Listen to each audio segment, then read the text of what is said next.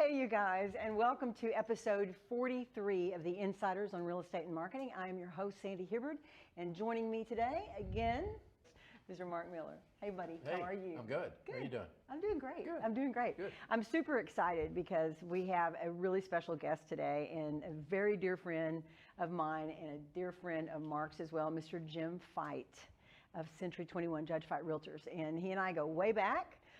We've done a lot of work together, and it's about time that I get him on the show. So he's with us today, and Jim is not only a real estate leader, entrepreneur, mentor, coach, teacher, he's also an author, and he has a new book out that we're going to be talking and digging into today called Success Through a Recession, Lessons Learned to Help You. But first, is it as hot as the temperature? Not quite. Has things slowed down a little bit?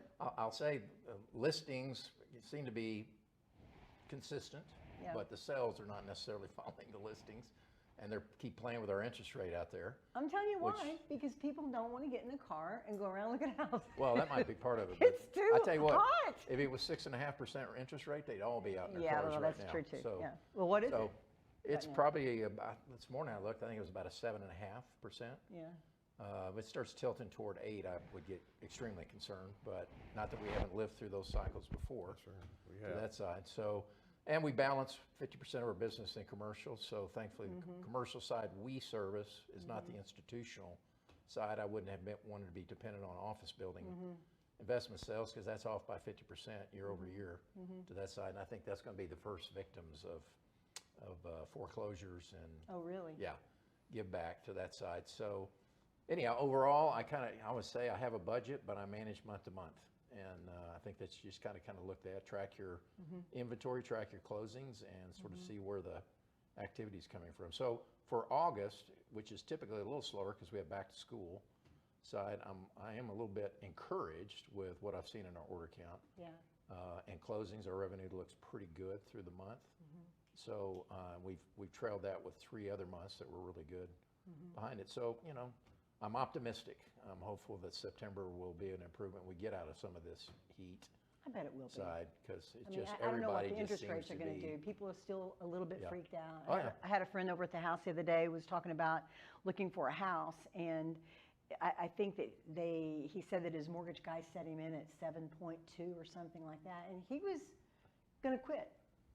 I mean, he didn't want to do the deal, and I was kind of like, wait a minute, you know, this guy needs to be educated. Right. Somebody, his realtor needs to talk him through this. I was going to offer to be his realtor. I I had a trigger there somewhere. There was a sales trigger out here. I get it. Somebody I looking get for a it. property, I can help them. Yeah, yeah. So it just goes back to what we've been Right. preaching and what we preached at Judge Fite, and that is building relationships with your clients and your prospects to educate them, keep them in the loop, keep them in the know, because there's so much hearsay these days and so much that we hear on the internet and through friends and Social media. Yeah, Yep. yeah. Well, and the demand is it's there. wrong So, information. yeah.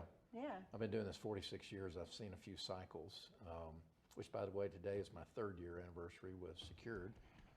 Yes. With that side. So, but through up cycles and down cycles, there's always sales. Opportunities. Opportunities. You just got to. Totally. You just have to potentially pivot into another channel and approach it a different way. But sales will occur. Yeah.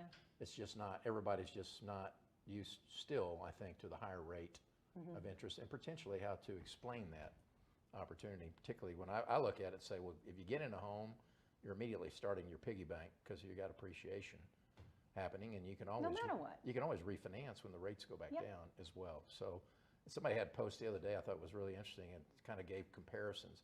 You're paying 21% on a credit card, you're paying 12% or whatever on a car loan, and you can get into a mortgage for 7%. What's the problem? So Yeah. yeah. And another thing that I'm hearing that is, oh, the interest rates have gone up, I'm going to rent for a while. And I was just like, no, that's wrong. That's wrong. You know, I'm not a realtor, but let me tell you what I know. That is the wrong kind of thinking. And then you can pay somebody else's mortgage. Yeah, yeah, it's crazy. Yeah. So anyhow. Anyway, here we are in Here we are DFW. again. That's the way it goes. Yeah. So you gave a pretty good Well, thank you. intro to Jim, because you guys kind of know each other. But what I love about, I've known Jim for a very long time as well, and one of the things that we just touched on is that his Century 21 Judge Fite goes back to 1937, Yeah. 86 years. Isn't that wild? Yeah, so that I'm is- not that old. I you're don't not look that old, do No, I? yeah, you were I don't just- look that old. No, you don't. You actually No. look great. I feel You pretty do. good You too. look You must be fabulous. living a good life right When now. I was getting your images off the internet for our marketing, I thought Jim has not changed because it's Yeah, been, right. you know what? She knows what to say. She's in marketing. She is, She's, yeah. you know. It's been a while since I've seen too Jim. You long. look the same. You look great. You're doing something right, bud. Yeah, you are. Yeah, you are. So anyhow, but I want to jump into the book. Let's 'cause, we do. go. Let's do. And you know, just as the first talking point, sort of what motivated you to jump in and write this book? Because you don't write it overnight, right? No, I started in 2009 actually. Okay. Oh, All right. wow. Yeah, that was during the Great Recession. But Yep. the title really came from 1986, before y'all were born. I love you, Jim. 1986, I was president of the Greater Dallas Association of Realtors, now Metrotex, and there was a board meeting. And if you remember 86, which y'all don't because you're not old enough, that recession from 86 to 92 started right here in Dallas. Started right here on Interstate 30 between Dallas and Lake Ray Hubbard. A lot of land flips, savings and loan industry went under. Oh, wow. Yeah. And as I was president that year, I had the opportunity to chair the board of directors meetings. We had 22 directors, as I recall. And this particular meeting, it wasn't like we didn't have a regional MLS and everybody had their little areas that they worked in. So I decided on that board meeting, I would go around the room and have everybody say, what's going on in your market, your sub-market. So everybody just took a minute, went around the room and got right over here. And a lady, which I called her name, you'd probably know it, but I won't. Let's just say that she was a very influential, very large company in DFW, and it was her turn to talk. And she went, oh my gosh, I'm just trying to survive. If I can just survive. And she went drama on me. Yeah. I'm just telling you. And she went on and on Oh, gosh. and on about survival, and if we can just, and if I can just, and you all know me fairly well. I'm not a gavel kind of guy, but as a president, you have a gavel, Yeah. and I never used a gavel. Right. I mean, I'm a relationship person. Well, she wouldn't shut up. So I grabbed the gavel my and I slammed it on the table, and I said these words, I'm not here to survive. I'm here to succeed. Because if you set a goal to survive and you don't quite make it, Oh. it's not a good day. No. You're no longer around. Yeah. But if you set a goal to succeed and you don't quite make it, you're still in the game. And if you do make it, you're ahead. Yeah. And so that was stuck in my mind. If you've read the book, Power of Moments by Chip and Dan Heath, if you haven't read the book, you ought to read the book. Fabulous book. And that was a moment in my life. I'm not here to survive, I'm here to succeed. It's stuck. It's stuck. And so rock along, we had the Great Recession, and I was on a trip with some friends, and I was in the back seat. We had a driver guide that was taking us around South Africa. And I started punching out a table of contents because here we were in the middle of a recession. I think that was my number 5 or 6, I can't remember, that I had been through as business owner and entrepreneur. And so the recession was over. You know, I was working too hard not to get through it. So we got through it and we succeeded through the other side. And I didn't ever write the book. And then I saw something coming, you know, as our economy started going south. Now, where are we now? What year? Inflation, well, this is like 2 years ago. Okay. We started seeing inflation. I saw it on the horizon. Some people would call me a visionary. I can see out there sometimes. And I started seeing this. It was not going to be pretty. And I didn't know when. I didn't know how. Who knew that interest rates would go up from 2.5%, 3% to 6% in 60 days? I mean, who would have thought the Fed would have done that to our country? And this isn't a political comment. This is just a comment. It's fact. I wouldn't have thought that. They should have done it a year earlier at a quarter point per quarter, and it wouldn't have affected like it did. But the fact is, I'm not in that job. I have my own job here. And so I started seeing that this was going to happen. So a year ago in August, I found the outline that I'd started in 2009, and I started writing. And through, from August to December, I wrote it, and then comes the editors, and then comes the way of publishing and all that stuff. So finally got it out there on Amazon and did a Audible recording, and so it's Kindle, Audible, paperback, hardback, however anybody wants to do it. So anyway, that's I the know story. I was with you in through one of those. 2008. Yeah, I know. And so I know what a visionary you are. I was in those meetings with you and Jan and your team talking about how and what we needed to do to avert what was coming. Yeah. And when I speak, I refer to that so many times, and I will say, and we did this, and this happened. Brilliant, I mean, and so it's just so exciting I can't wait to read it, to get in there and see these nuggets that I know, because I've watched them firsthand turn around attitudes and a company and sales and everything. It's pretty incredible. Well, Sandy, in 2005, October 05, so this was the year before the best year in real estate. 06 was the best year up till then, right, Mark? Right. And I went to a brainstorming group, which I've been a part of this group for 20 plus years. And there were a couple of markets that started turning around, started going south. In 2005, it was Florida and Michigan. And so, came back and that's kind of interesting. 2 markets is going south. I wonder what that's all about. And, so you start reading other things differently. And so we'll rock along. March, April of that year, we met again. We meet 2 or 3 times a year. And we met again. Again, best year in real estate. Their market from October till March, April. I don't remember what month it was. It's in the book somewhere. But anyway, whatever month it was, their market took a dive. And they had the opportunity to tell the rest of us, here's what we've done to adapt. And so I came back in April. We had a leadership meeting, about 30 some odd people in the room, and I divided our whiteboard in thirds. It was a huge whiteboard, if you remember, up on Empire Central, and a huge whiteboard in our training room. And I said, okay, chart 1, chart 2, chart 3. We're fat, dumb, and happy. Again, best year in real estate, 2006. We're going to start cutting right now. They thought I was nuts. And if we start seeing signs in DFW, we're going to go to chart 2. And what can we do? What can we do?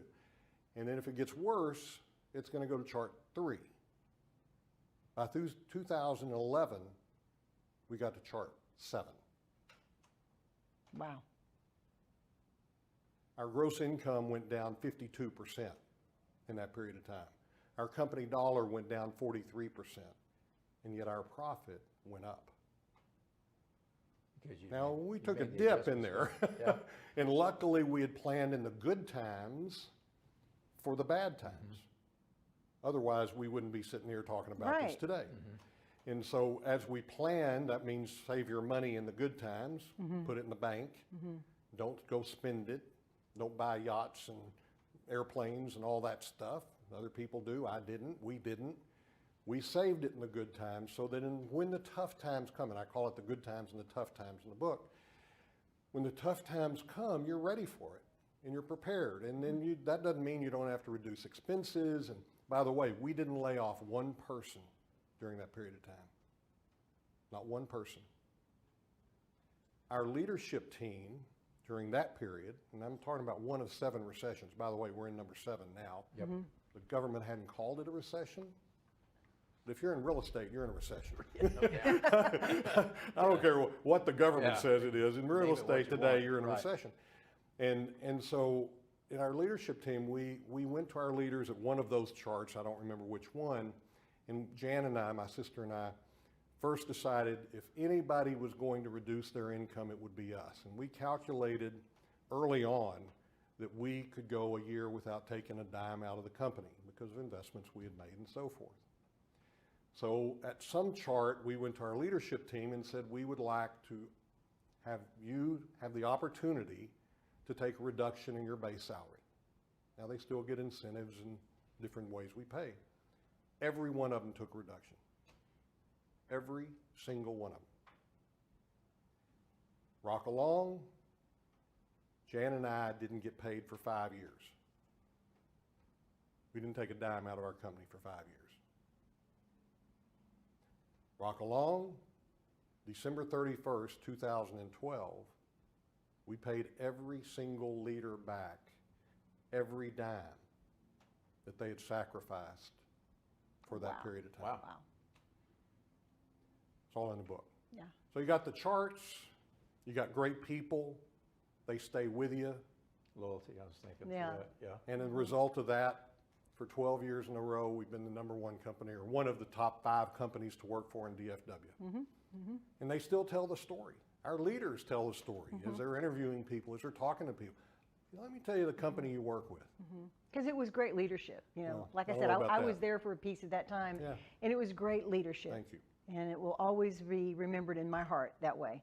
And it was you and Jan, Well, incredible and people. a lot of other great people as well. Yes, indeed. And it took the whole of the whole, whole but thing. but So it was is at that the- leadership. I mean, we're obviously in the real estate industry, Right? but this, I would think, would have practical application for anyone. Any business. Yeah. Any And you wrote business. it with that more in, It doesn't matter as if much you're in an mind. agent and you're an entrepreneur, you own your own sales career. Right. Or if you're a, Fortune 500 company. yeah, Or if you're middle management. Anyone that leads people, anyone that has responsibility of a budget, anyone that has a responsibility of investing or not investing, of growing. Through 2 recessions, 89 to 92, we were in the property management business, which we've been in for a long, long time. Yep. We manage over 1,700 properties today. And we were also in the brokerage business. So here it was 89 to 92 recession. We were trying to make ends meet. So we heard about a HUD contract coming up. What did we do? Never bid on a government contract in my lifetime. Didn't even know how to spell government, Didn't want to, by the way. And we went out to the HUD contract RFP solicitation. Yeah, we can do this. So we bid on it. We got it. Not only did we get 1, we got 2. We made more money than we ever made in our entire life. Wasn't compared to today, wasn't much, but back then it was a lot of money. What did we do? We put it in the bank. Yeah. That's We put it in the discipline. bank. Yeah. And then as that recession was over, we had opportunities. We bought our first acquisition in 1993 after the recession was over. And that led to over 50 acquisitions we've made since that time. wow. And we're still banking them. I'm looking at several today. So. Well, probably to that point, unless you've got something. No, I was going to, Okay. go ahead. Pivoting into the brokerage That's side what I was gonna of ask the you about. world, yeah. In the coming years, what kind of, what are you seeing in the brokerage? What's your opinion of the brokerage industry? More recently, I'm seeing a lot of interesting strategic side of Keller Williams. You got the EXP factor, you got Compass, you've got Fathom. Everybody's kind of got a little We left different- out ABC, XYZ. Yeah. There are over 2,400 real estate companies in DFW. in DFW. Okay. Whoa. Wow, Over 2,400 right, companies. yeah. Over 40,000 agents in North Texas. Okay? You know what? Here's my answer. Dave Ramsey, his book, Baby Step Millionaires, came out a year or so ago. He was interviewing a billionaire. And he asked this billionaire, so, what's your favorite book? He said, oh, that's easy. I've read it thousands of times. I read it to my children. I read it to my grandchildren. Well, what is it? The Tortoise and the Hare. The tortoise always wins. And it was that power of moments. It was that moment when I read that, and I started thinking about our little old real estate company out here, 86 years young. We're developed it now to last another 80 years. It's not for sale. Let me make that clear. We've got a leadership team to carry it to the next generation. And the fact is, we are a tortoise.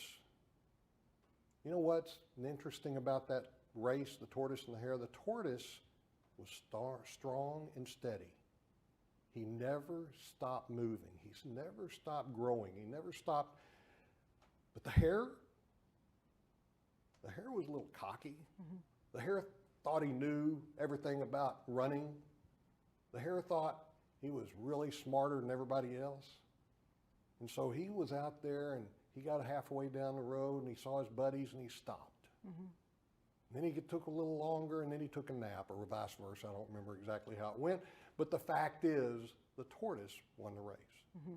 So Mark, from my perspective, our company's a tortoise. Somebody asked me recently, they said, so who do you chase? My answer was, I chase me. I chase us. We want to be better. I believe in the theory that you're either growing or you're dying. I don't want to die. I'm going to succeed. And so, are we a flash in the pan? No. No. No, we're not going to be. But I will tell you this. We've been surveying, as you know, Sandy, our clients for over 30 years. I used to stuff envelopes myself and lick them and put a stamp on them every month for years until now it's electronic. And I don't know how many years in a row we've had a 98% quality service rating with our clients. Wow. In real estate brokerage, an emotional business. I'll put that up against any company of our size. Now, if you sell 2 deals, you might get 100%, right? We're not talking about 2 transactions a year. Right. The last 2.5 years, remember a year ago what happened in our industry, right? Now, interest rates 6-7%. 2.5 years, we've had a 99% quality service rating. Wow. That's as of July 31st, this last month. 2.5 years. I'll put that up against any company anywhere. When you give quality service to your client, guess what they do? They refer you to more people. Right. When you refer more people, you get them another satisfied, loyal client. And then they refer more. And then they refer more. And you get to build a business. So. Now, how does that play into technology and marketing? How can you be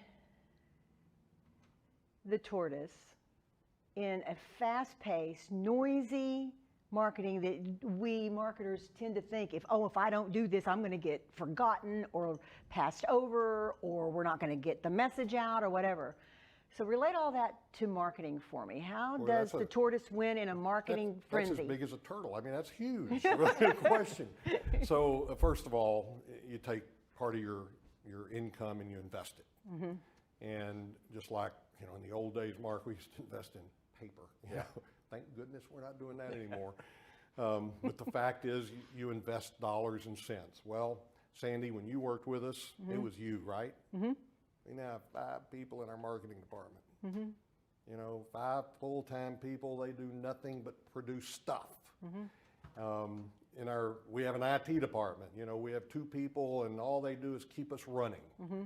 And so you add marketing and IT together, and then leadership. You're always looking for the next piece of equipment. The next, Eric just told me this morning, I love this. My son Eric is our COO.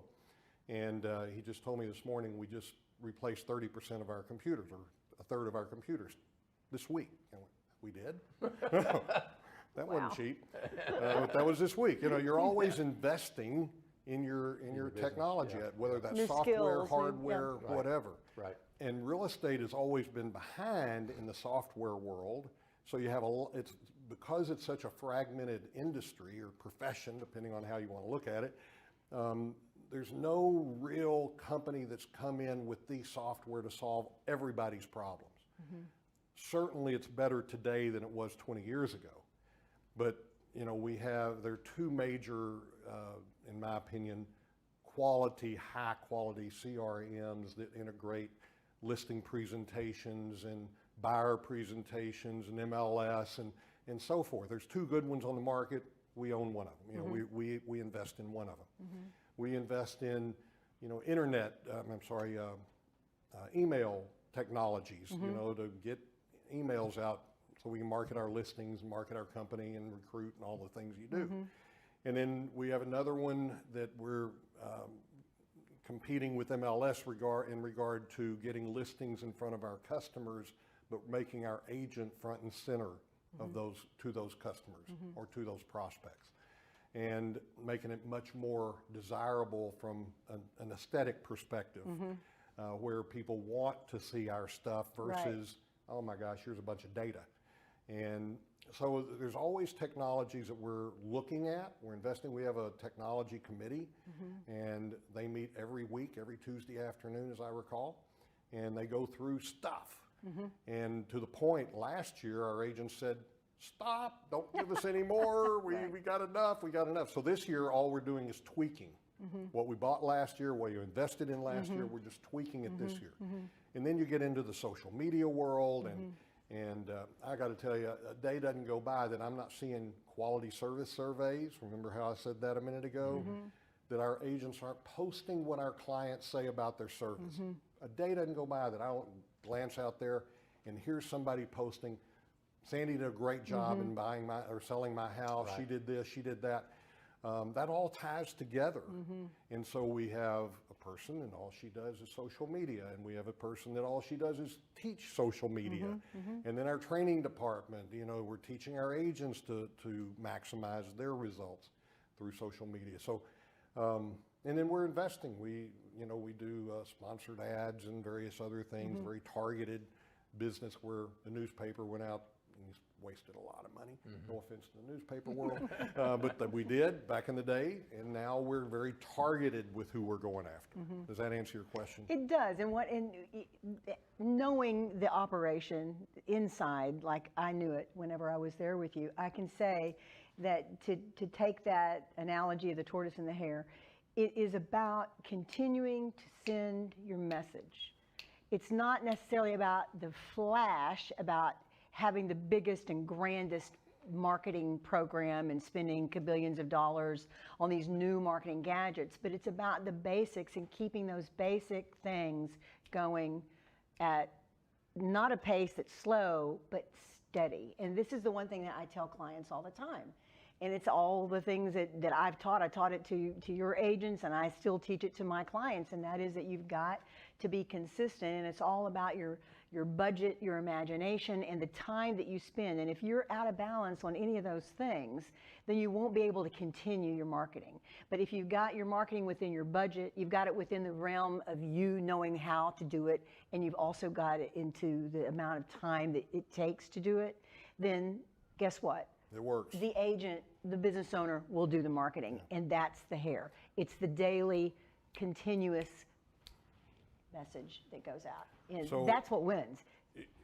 We were talking a few minutes ago before we started here that success is a journey, not a destination. Yes, And, love that.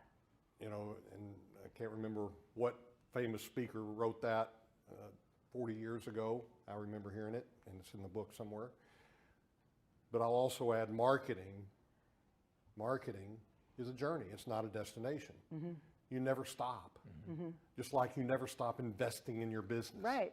Whether it's money, whether it's time, whether it's training, whether it's people, you never stop investing. You're always looking to how can I make a difference?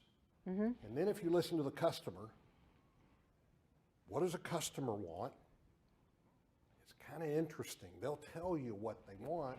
Yeah. And they'll tell you what they're listening to or what they're watching to help them make a decision for them to use you and your business. Yeah. Does that make sense Yeah. at all? Yeah, it it does. totally does. There's a totally does. consultative approach Yeah. and all of that. Yeah. But it's funny how so many business owners don't understand success, that we're like what we're talking about it on this level as the tortoise and the hare. They want to get there fast. Marketing's the same way. They want to get there fast. They want to make that blast out there. But the problem is, and what people need to understand is that you cannot sustain that. 99.9% of the businesses and people out there cannot sustain that. They have to take it slow and steady. That's what's sustainable. The That's flash what in the wins. pan doesn't work. It does not.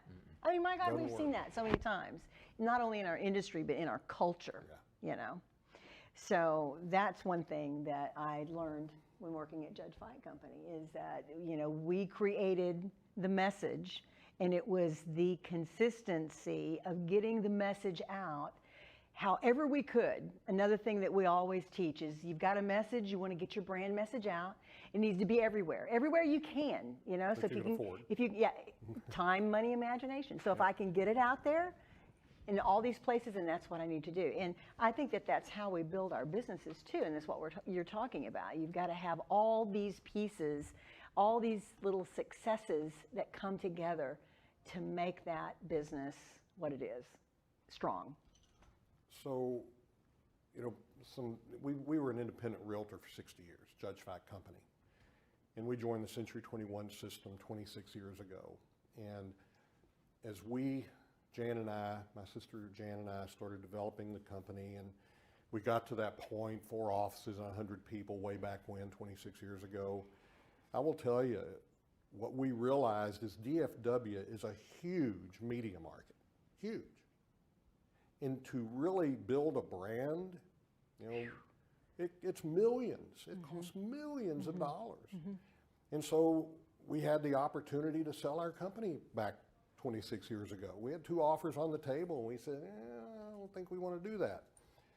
And so we decided that we would join the Century 21 system, a global network. When you know, you walk down the street and you think of real estate, who do you think of? Well, I wish they all used us, but they generally, Century 21's in the top 1 or 2 or 3, and usually the top 1. It's a household brand for real estate, and so we bought into it at the end of the day.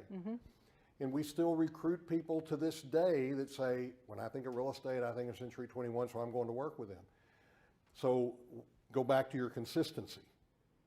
Some 40 plus years ago, somebody in California had this idea. Franchising was just beginning in the real estate industry, and that's where it started. And, you know, we didn't catch on for a while, but finally we realized in order to build a brand in a metropolitan area, it takes millions of dollars. And we didn't have millions of dollars, so what did we do? We invested in a brand. And it's been a very, very good brand for us. No doubt. It's great. Very good brand. And we just renewed last year for another 10 years. I mean, you know, we in advance even. Yeah, smart move. But you know, it's working for us, and it's working for our people, and they bring tools and systems to us and that brand that we don't have to build. Yeah. Even though we build the Judge Fite brand along with it. Yeah. So, Yeah, that's true. anyway. Do you have any more questions? Because we're out of time. No, I don't. I wish we weren't out of time. Let's but do that's let's always do the our case. little 3 takeaways, because this is one of my favorite parts of the show. Okay. 3 things that you want to leave with our audience. 3 specific things you'd like people to walk away and say, Jim Fite said this today. And I'll let you think about that for a second. Mark, you want to have Sure. a shot at that? I mean, I think a big portion, it's probably, I'll read it through that book, but all of this is about a mindset. And it's the mindset that we choose right now that creates the success that we're going to have in these coming months and years as we go through this cycle that we're in, so to speak. So I really believe in the strength of the mindset. That's I'm really looking forward to reading the book. The second part of that is read. And Jim's made reference to, I think, at least 3 books in this setting. So that tells me you read a lot, and there's a lot to gain from reading, from knowledge from other people as well that can contribute to your success. And then I just think, when I sit with Jim, I just think again, and I look at myself as well, just experience is really important right now. And the experience that we've had through these years that we've been in this business. And that's a good place to potentially out-hustle our competition, because we aren't in a defensive posture. We're in a posture of understanding how to look in front, determine where the opportunities are, and then proceed forward to those opportunities where others are like, what do I do? And a lot that we compete against with my veteran closers compared to a closer that's been in the business 5 years, it's a big difference, particularly when you get into a transaction that requires experience. So I think experience is great, and I love to be the tortoise and not the hare. I love it. So those are mine. I love that. Thank you. Jim? Communicate with your people. There's a whole book or a chapter on communication. There's another chapter on people. But communicate with your people. You know, if you don't communicate, and you hide your head in the sand, and you know you're scared to death, there's another little phrase, don't let them see you sweat, but that's called leadership. Yeah. But seriously, you know, they need to know what you're doing. Right. And how you're doing it and why you're doing it. It's the why is as important as what. If they know what you're doing, they know why you're doing it, they will get on your team and they'll work with you. So I would say communicate with your people. That's a big one. Of course, planning, looking out in the long term. Again, we're not a flash in the pan. We have 10-year goals, we have 3-year goals, we have 1-year goals, we have quarterly goals, and we work, and all of them add up to the big goal, the big, hairy, audacious goal. And so as you develop a company or family or whatever you're working on, where are you going? If you know where you're going, you'll figure out how to get there because that's where you're going. If you don't know where you're going, good luck, you're on your own, you know? No kidding. And the third thing is invest in my book. Success Through a Recession. You know, that's what I really want them. Right. Seriously, every dollar that comes in will go to the Judge Fite Charitable Foundation. Awesome. And I didn't write that book for Jim. I wrote that book for people. I love it. And so that was the main thing. It's right in the first few pages. Every dollar goes to the Judge Fite Charitable Foundation. Our foundation was formed in 2017 to help people in emergency needs. Love that. And there's a lot of people that have them. We've done so many great things. Got a report on it at our stockholder meeting this morning, our annual stockholder meeting this morning, of what we gave, and just so far this year to people in emergency. We can turn a check for somebody whose house burned down yesterday in 24 to 48 hours.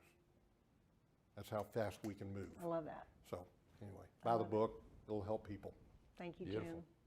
Jim. My 3 takeaways, all that you said, but specifically, be consistent. I think that consistency in our businesses, in the way we work, in the way we spread our brand message is so important. I love the tortoise and the hare. I think that is a beautiful analogy, and I think that you just have to be consistent and don't give up.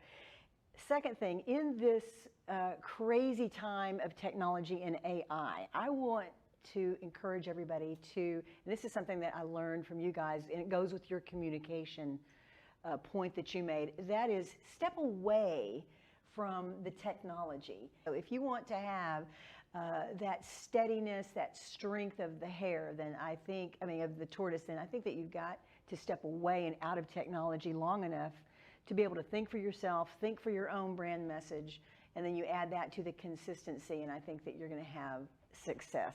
And then thirdly, I'm going to piggyback on Jim, communication. I think with your company, with your prospects, with your family, your partners, your people, let's don't stop communicating one-on-one with each other.